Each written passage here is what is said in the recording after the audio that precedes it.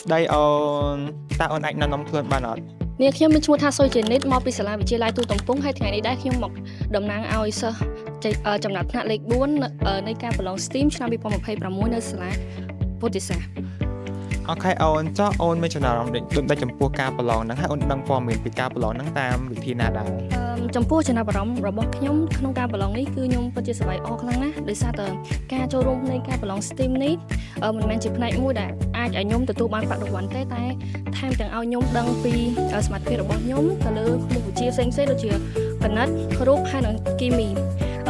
ធ្វើឲ្យខ្ញុំដឹងថាតើខ្ញុំមានសមត្ថភាពគ្រប់គ្រាន់ឬនៅសម្រាប់ការប្រឡងបាក់ឌុបនៅថ្ងៃខាងមុខហើយចំពោះការដឹងព័ត៌មាននៃការប្រឡង STEAM នេះគឺខ្ញុំដឹងតាមរយៈបណ្ដាញសង្គម TikTok ចុះអូនមានពាក្យពេចន៍ឬក៏កន្លឹះខ្លះៗសម្រាប់នៅសិស្សានុសិស្សសម្រាប់ឲ្យពួកគាត់ត្រៀមក្នុងការប្រឡង STEM ឆ្នាំក្រោយបានអត់នឹងឲ្យបងសម្រាប់សិស្សានុសិស្សត្រៀមខ្លួនសម្រាប់ប្រឡង STEM នៅឆ្នាំក្រោយនេះខ្ញុំចង់ប្រាប់ថា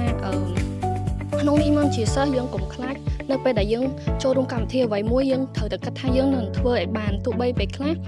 យើងមិនសូវជឿជាក់ក៏ដោយក៏យើងត្រូវតែសាកល្បងដែរព្រោះអីគ្រប់រឿងគ្រប់យ៉ាងគឺកើតឡើងដោយសារពីការសាកល្បងហើយនឹងមានការត្រៀមចិត្តជាមុនទៅលើលទ្ធផលទោះបីមិន